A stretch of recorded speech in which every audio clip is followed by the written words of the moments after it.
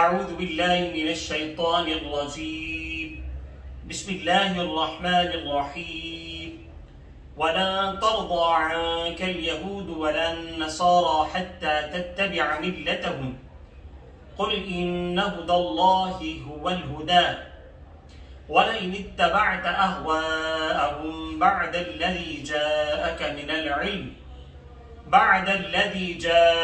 مِنَ الْعِلْمِ مَا لَكَ مِنَ اللَّهِ مِن وَلِيٍّ وَلَا نَصِيرٍ الَّذِينَ آتَيْنَاهُمُ الْكِتَابَ يَتْلُونَهُ حَقَّ تِلَاوَتِهِ أُولَٰئِكَ يُؤْمِنُونَ بِهِ وَمَن يَكْفُرْ بِهِ فَأُولَٰئِكَ هُمُ الْخَاسِرُونَ صدق اللہ العظیم رب اشرح لي صدری ويسر لي امری واحلل عقدۃ من لسانی یفقهوا قولی رب زدنی علما۔ السلام علیکم ورحمۃ اللہ وبرکاتہ۔ محترم ناظرین، آسان تجوید القرآن میں ایک مرتبہ پھر آپ کو خوش آمدید کہتا ہوں۔ آسان تجوید القرآن میں آج ہم اللہ سبحانہ وتعالی کی توفیق سے 2 آیات سیکھیں گے، آیت 120 اور آیت 121۔ آغاز کر لیتے ہیں۔ آپ کے علم میں ہے ہمارا پہلا جو حصہ ہوتا ہے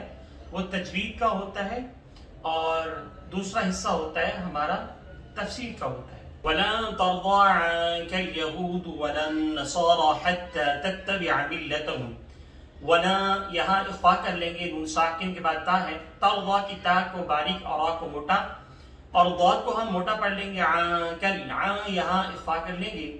وَلَن نَصَارَىٰ نون مشدد کی وجہ سے یہاں غنہ کیا جائے گا، صاد اور را، نصارہ کی صاد اور را کو دونوں کو ہم موٹا پڑھ لیں گے۔ اس کے بعد حَتَّىٰ تَتَّبِعَ مِلَّتَهُمْ کے بعد مزید آگے بڑھیں، قُلْ إِنَّ هُدَى اللَّهِ هُوَ الْهُدَىٰ۔ قل کے قاف کو موٹا اور اِنَّا پہ نون مشدد کی وجہ سے غنہ کیا جائے گا۔ ہُدَى اللہ کا جو لفظ اللہ ہے اس سے پہلے زبر ہے، لفظ اللہ کو موٹا پڑھا جائے گا۔ هُوَ الْهُدَىٰ آخر میں دال ہے جس کے اوپر کھڑا زبر ہے، اور اگر آیت کے اگلے حصے سے ملا کے پڑھیں گے تو کھڑا زبر پڑھا جائے گا، اور اگر سٹاپ اور وقت کریں گے تب بھی پڑھا جائے گا، دونوں سنتے ہیں آپ۔ اس کے بعد آیت کا اگلا حصہ وَلَئِنِ اتَّبَعْتَ أَهْوَاءَهُمْ بَعْدَ الَّذِي جَاءَكَ مِنَ الْعِلْمِ مَا لَكَ مِنَ اللَّهِ وَلَئِنِ اتَّبَعْتَ تا کو باریک پڑھیں گے، اور أَهْوَاءَهُمْ یہاں مد متصل ہے، مقدار 2 یا 4 الف کے بقدر ہے۔ بعد الذی کی دال کو نرمی سے، جاءک یہاں مد متصل ہے، مقدار اس کی 2 یا 4 الف کے بقدر ہے۔ من العلم ما لک من اللہ، اور ما لک من اللہ، لفظ اللہ سے پہلے زبر، لفظ اللہ کو موٹا پڑ جائے گا، من ولی ولا نصیر، من پر بھی ادغام مع غنہ، ولی ولا نصیر پر بھی جو ہے نصیرین سے نصیر وقت پہ سے اور کو ہم ساکن کر دیں گے۔ اور اس کے بعد آیت 21 ہے، 121 فرمایا الذین آتیناہم الکتاب یتلونہ حق تلاوتی، الذین کی دال کو نرمی سے، آتیناہم الکتاب کی کاف کو باریک، تا کو باریک، یتلونہ حق تلاوتی، حقہ کے قاف کو موٹا پڑھیں گے، تھوڑا سا رک کر سختی سے پڑھیں گے تشدید کی وجہ سے، اولئک یؤمنون بہ، یہاں مد متصل مقدار 2 یا 4 الف کے بقدر ہے، بھی سے بھی ہو جائے گا، وقف کیے جا رہا ہے۔ وَمَن يَكْفُرْ بِهِ فَأُولَئِكَ هُمُ الْخَاسِرُونَ، وَمَن يَكْفُرْ یہاں ادغام مع غنہ ہے، اور فَأُولَئِكَ میں مد متصل، خاسرون سے خاسرون مد متصل، معاف کیجیے گا مد عارض وقفی، مقدار 2 یا 4 الف کے بقدر ہے۔ اب آئیے ان 2 آیات مبارکہ کی وضاحت کر لیتے ہیں۔ یاد رہے سورۃ البقرہ کی آیت 120 میں یہاں یہ بتایا جا رہا ہے کہ یہود و نصارہ جناب محمد عربی صلی اللہ علیہ وسلم کی کبھی بھی پیروی نہیں کریں گے، ہاں یہ چاہتے ہیں کہ محمد عربی صلی اللہ علیہ وسلم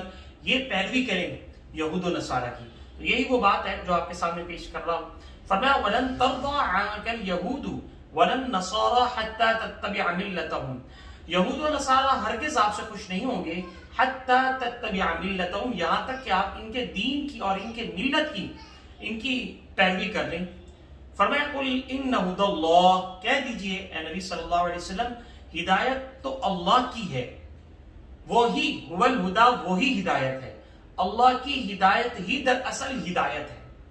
فرمایا وَلَئِنِ اتَّبَعْتَ أَهْوَاءَهُمْ، اور اگر آپ نے ان کی خواہشات کی پیروی کی، بَعْدَ الَّذِي جَاءَكَ مِنَ الْعِلْمِ،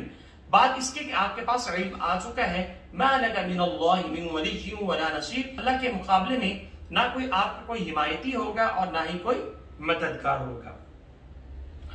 اب بات تھوڑی سی وضاحت سے میں عرض کر دوں کہ وہ یہ ہے کہ لینے دینے والا کام نہیں ہوگا، جیسے کہ مکہ میں انہوں نے پیشکش کی تھی، کچھ لے لے کچھ دے لیں، کمپرومائز کر لیتے ہیں تو کام ہو جائے گا، اور مدینہ میں بھی کچھ اس طرح سے کام ہو رہا تھا، یہاں پر بھی یہی بات کی جا رہی ہے کہ ہوگا ایسا نہیں ہے کہ یہود و نصارہ کو کبھی بھی آپ خوش نہیں کر سکتے۔ تو مقصد یہ بتانے کا ہے کہ اگر ایسا ہوا، یہ اصل میں ہمیں بتانے کے لیے جناب نبی کریم صلی اللہ علیہ وسلم ایسا ہرگز نہیں کر سکتے کہ وہ اللہ کے مقابلے میں معاذ اللہ یہود و نصارہ کو ترجیح دیں، یا پھر کسی مفاد کے لیے یہود و نصارہ سے کمپرومائز کر لیں، اور پھر بعد میں یہ ہے کہ اس سے یہ کہ دین کو فائدہ ہو۔ تو یہاں اس بات سے متنبہ کیا جا رہا ہے، اور ہمیں خاص طور پر متنبہ کیا جا رہا ہے، ایک بہت بڑی ہستی جناب رسالت مآب صلی اللہ علیہ وسلم کو یہ بات کی جا رہی ہے، ان کو باور کرایا جا رہا ہے کہ ایسا نہیں ہو سکتا کہ جو دین پر چلے گا وہی کامیاب ہے، اور ہدایت تو اللہ ہی کی ہدایت ہے، اور ایسا نہ ہو کہ آپ یہود کی بات مان لیں اور صرف اس لیے مانیں کہ تاکہ دین کو فائدہ ہو، تو یہ بھی قابل قبول نہیں ہے۔ فرمایا الذین آتیناہم الکتاب یتلونہ حق تلاوتہ، وہ لوگ جن کو کتاب دی گئی ہے وہ اس کتاب کی تلاوت ایسے کرتی ہیں جیسے کہ تلاوت کرنے کا حق ہے۔ اور آیت کے اگلے حصے میں فرمایا اولئک یؤمنون بی، جو قرآن کریم کی اس طرح تلاوت کرتے ہیں جس طرح تلاوت کرنے کا حق ہے، یہی وہ لوگ ہیں جو مومن ہیں۔ اب یہاں یہ بات سمجھ لیجئے کہ قرآن کریم کا حق تو نہ کوئی ادا کر سکتا ہے، اور نہ ہم جیسے گناہگار اور بے علم کی اتنی طاقت اور قوت ہے، لیکن ایک بات یاد رہے کہ قرآن کی پروناؤنسیشن، قرآن کی ادائیگی، قرآن کو سمجھنا، قرآن پر عمل کرنا، قرآن کو پہنچانا، یہ میری اور آپ کی ذمہ داری ہے، اور کوشش کی جائے کہ قرآن کو فالو کیا جائے۔ حدیث کا مفہوم آپ کے سامنے میں پیش کرنا چاہتا ہوں۔ اللہ کے رسول علیہ السلام کی حدیث ہے، فرمایا اللہ کے قرآن کی حرام کردہ چیزوں کو جس نے حلال کیا وہ قرآن کریم پر ایمان نہیں رکھتا۔ تو ہم دعوت تو کرتے ہیں ہم قرآن کے ماننے والے ہیں، ہم دعوت تو کرتے ہیں قرآن کو سمجھنے والے ہیں، ہم دعویٰ کرتے ہیں ہم قرآن کو تھامنے والے ہیں، ہم دعوت تو یہ بھی کرتے ہیں کہ ہم سے زیادہ کوئی قرآن بہترین انداز میں نہیں پڑھ سکتے، اور ہم یہ بھی دعویٰ کرتے ہیں کہ قرآن کو جس طرح ہم سمجھتے ہیں کوئی اور نہیں سمجھ سکتا۔ اس طرح کے دعوے ہیں، لیکن وہی حدیث پھر میں آپ کے سامنے پیش کرنا چاہوں گا کہ اگر ہم نے قرآن کریم کی حرام کردہ چیزوں کو حلال کیا، پھر ہمارا قرآن کریم پر صرف دعویٰ ہے ایمان رکھنے کا۔ فرمایا وَمَن يَكْفُرْ بِهِ فَأُولَٰئِكَ هُمُ الْخَاسِرُونَ، جو اس قرآن کریم کے ساتھ کفر کرے گا یہی پھر وہ لوگ ہیں خسارہ اٹھانے والے۔ قرآن کریم پر عمل کریں گے تو کامیابی ہے، قرآن کریم کو جھٹلائیں گے تو ناکامی ہے، اور اگر یہ کام نہیں کریں گے، ہم قرآن کریم کو سمجھنے کا کام یا عمل کرنے کا یا آگے پہنچانے کا کام نہیں کریں گے، تو یاد رہے اللہ سبحانہ و تعالی کسی اور کو کھڑا کر کے اپنے قرآن کی خدمت لے سکتا ہے۔ یہ تو ہماری خوش قسمتی ہے کہ اللہ نے ہمیں توفیق دی ہے قرآن کو سمجھنے کی، اس کو آگے پھیلانے کی، اور اگر ہم یہ کام نہیں کریں گے تو ہم اپنا نقصان کر رہے ہیں، اللہ کا نقصان نہیں کر سکتے۔ تو الحمدللہ یہ دو آیات کا مطالعہ اور اپنی جگہ تجوید القرآن کا حصہ مکمل ہوا۔ اپنے میزبان سید رفیق بخاری کو اجازت دیجیے، اور یاد رہے کہ اس ویڈیو کو آگے شیئر بھی کیجیے گا، لائک بھی کیجیے گا، تاکہ اس کے ذریعے سے دوسروں تک قرآن کا پیغام پہنچ جائے۔ جزاکم اللہ خیر۔ السلام علیکم ورحمۃ اللہ وبرکاتہ۔